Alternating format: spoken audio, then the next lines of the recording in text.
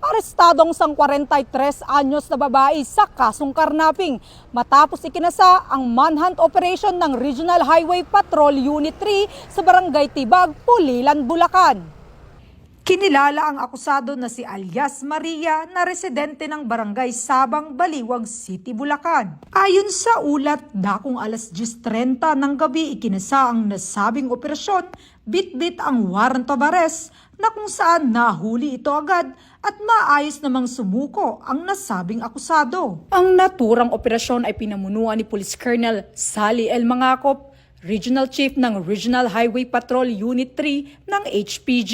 Samantala, ipinaalam ng PNP HPG sa akusado ang kanyang mga karapatang konstitusyonal sa wikang Tagalog. Nahaharapang nasabing akusado sa ilalim ng Republic Act No. 10883 o New Anti-Carnapping Act of 2016 na mayroong inirekomendang piyansang 300,000 piso na inisyu ng Regional Trial Court ng Malolos City, Bulacan. Nasa kustodiya na ngayon ng Bulacan Provincial Highway Patrol Team ng RHPU-3 ang naarestong individual para sa kaukulang disposisyon at pagbabalik ng warrant sa nasabing korte. Gayun din, ito ay bunga ng mabilis na pagtugon at tapat na pagpapatupad ng batas ng Highway Patrol Group. Hinihikayat natin ang ating mga kababayan na maging maingat at alerto upang maiwasan ang mga insidente ng pagnanakaw ng sasakyan.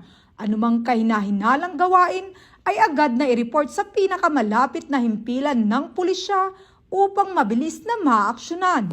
Mula dito sa tanggapan ng kakampi nyo sa kalsada, sa pamumuno ng aming butihing direktor na si Police Brigadier General Romel Santa Ana Batangan, ang inyong PNN Correspondent Police Corporal Giselle V. Rivera, alagad ng batas, tagataguyod ng Balitang Pulis.